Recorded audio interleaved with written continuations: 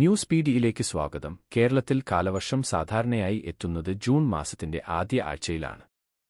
ഇതിനെ നമ്മൾ തെക്പടിഞ്ഞാറൻ കാലവർഷം അല്ലെങ്കിൽ ഇടവപ്പാതി എന്ന് വിളിക്കാറുണ്ട്. എങ്ങനെയാണ് ഇത് സംഭവിക്കുന്നത് എന്ന് നോക്കാം. വേനൽക്കാലത്ത് ഇന്ത്യൻ ഉപഭൂഖണ്ഡം നന്നായി ചൂടാകുന്നു. ഇത് വായുവിന്റെ താഴ്ന്ന മർദ്ദത്തിന് കാരണമാകുന്നു. അതേസമയം ഇന്ത്യൻ മഹാസമുദ്രത്തിൽ താരതമ്യേന ഉയർന്ന മർദ്ദമായിരിക്കും അനുഭവപ്പെടുക. കാറ്റ് ഉയർന്ന മർദ്ദമുള്ള പ്രദേശത്തുനിന്ന് താഴ്ന്ന മർദ്ദമുള്ള പ്രദേശത്തേക്ക് വീശും എന്നതിനാൽ ഇന്ത്യൻ മഹാസമുദ്രത്തിൽ നിന്നുള്ള ഈർപ്പം നിറഞ്ഞ കാറ്റ് ഇന്ത്യൻ ഉപഭൂഖണ്ഡത്തിലേക്ക് വീശാൻ തുടങ്ങുന്നു. ഈ കാറ്റ് പശ്ചിമഘട്ട മലനിരകളിൽ തട്ടി ഉയർന്ന് കേരളത്തിൽ ശക്തമായ മഴയ്ക്ക് കാരണമാകുന്നു. സാധാരണയായി ജൂൺ 1 ഓടെ കേരളത്തിൽ കാലവർഷം ആരംഭിക്കാറുണ്ട്. എന്നാൽ ഓരോ വർഷത്തെയും കാലാവസ്ഥാ മാറ്റങ്ങൾ അനുസരിച്ച് ഇതിൽ ചില ദിവസങ്ങളുടെ വ്യത്യാസങ്ങൾ വരാം.